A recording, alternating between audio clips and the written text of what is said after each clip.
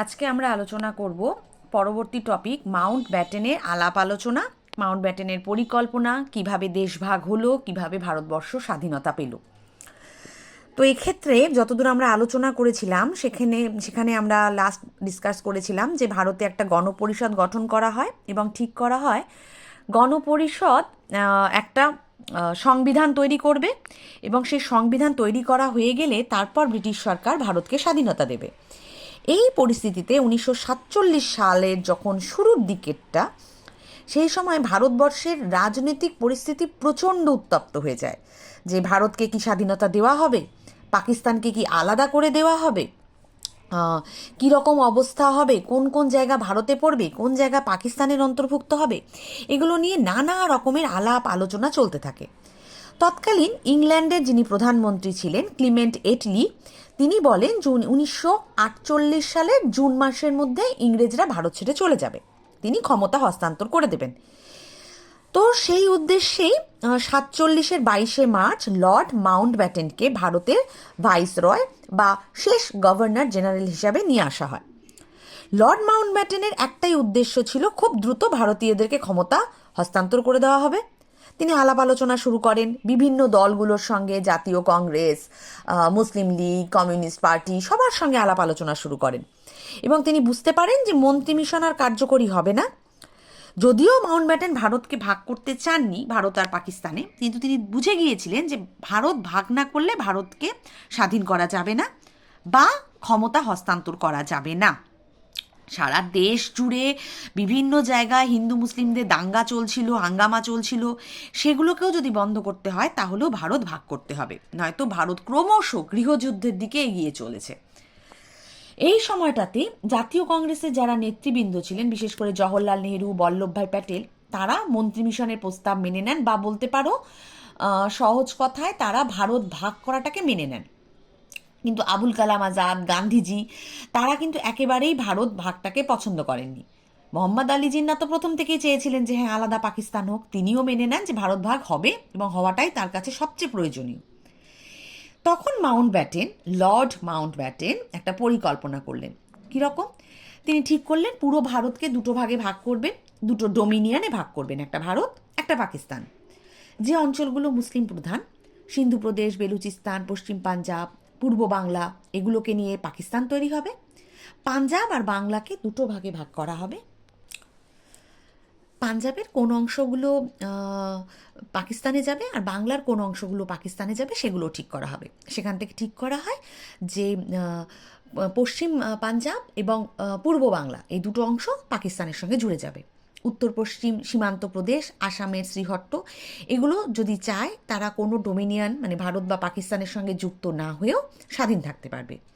দেশীয় রাজ্যগুলো তাই সার্বভৌম ক্ষমতার ইচ্ছায় তারা স্বাধীন থাকতে পারবে, বা চাইলে তারা ভারত বা পাকিস্তানেও যোগ দিতে পারবে। কংগ্রেস প্রথম দিকে ভীষণ বিরোধী ছিল, কিন্তু পরবর্তীতে গান্ধীজিও এই নীতি মেনে নিতে বাধ্য হন। দেশভাগকে তিনি ভারতের পক্ষে দুঃখজনক বলেছেন, তা সত্ত্বেও তিনি মেনে নিতে বাধ্য হয়েছিলেন। বল্লভভাই প্যাটেলও মেনে নিয়েছিলেন। মুসলিম লীগ তো প্রথম থেকেই ভীষণই খুশি ছিল, তারা পুরো বাংলা আর পাঞ্জাবটাকেই চেয়েছিল, কিন্তু মাউন্ট ব্যাটেনের পরিকল্পনা অনুযায়ী তারা পশ্চিম পাঞ্জাব এবং পূর্ব বাংলা, এই দুটোকে পাকিস্তানের ভেতর নিয়ে সাময়িকভাবে খুশি থাকে। 1947-এর 18ই জুলাই ভারত স্বাধীনতা আইন পাশ করা হয়। 1947-এ সিরিল র্যাটক্লিফ, তোমরা ক্লাস 8-এ পড়েছিলে, তার নির্দেশ অনুযায়ী কমিশন ভারতকে ভাগ করে। একটা ম্যাপ বানানো হয় যে কোনটা কোনটা বর্ডার হবে ভারত আর পাকিস্তানের, সেই সীমারেখাটাও র্যাটক্লিফ নির্দিষ্ট করেন।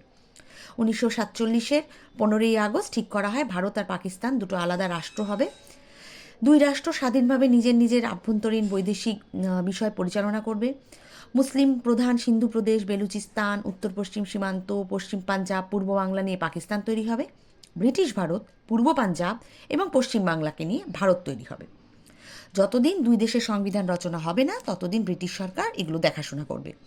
দেশীয় রাজ্যগুলো নিজের ইচ্ছে মতো যে কোনো দেশে যোগদান করতে পারবে বা স্বাধীনভাবে থাকতে পারবে। 1947-এর 14ই আগস্ট এইভাবে পাকিস্তানের জন্ম হয়। 15ই আগস্ট ভারত স্বাধীনতা পায়। লর্ড মাউন্ট ব্যাটেন দুটো দেশেরই ক্ষমতা হস্তান্তর করে দেন, ভারত স্বাধীন হয়ে যায়। ভারতের প্রথম প্রধানমন্ত্রী হলেন জওহরলাল নেহেরু। পাকিস্তানের প্রথম প্রধানমন্ত্রী হলেন লিয়াকত আলী। ভারতবর্ষ দুটি রাষ্ট্রে বিভক্ত হয়ে গেল, অখণ্ড ভারতবর্ষ, ভারত আর পাকিস্তান হয়ে গেল। এই পাকিস্তান থেকেই যে পশ্চিম অংশটা ছিল পশ্চিম পাকিস্তান, সেটা 1971 বাংলাদেশ নাম নিয়ে স্বাধীন হলো। দেশভাগের জন্য কারা দায়ী এটা নিয়ে ঐতিহাসিকদের মধ্যে প্রচুর মতভেদ রয়েছে। কিছু ঐতিহাসিকের মতে দায়ী সম্পূর্ণভাবে জিন্নাহ, কারণ তিনি দ্বিজাতি তত্ত্ব বা হিন্দু মুসলিমের মধ্যে দাঙ্গা লাগানো বা হিন্দু মুসলিম দুটো পৃথক জাতি বলে বারবার দাবি করে এসেছেন। তিনি বারবার পাকিস্তান আলাদা রাষ্ট্রের দাবি করেছেন শুধুমাত্র মুসলিমদের জন্য।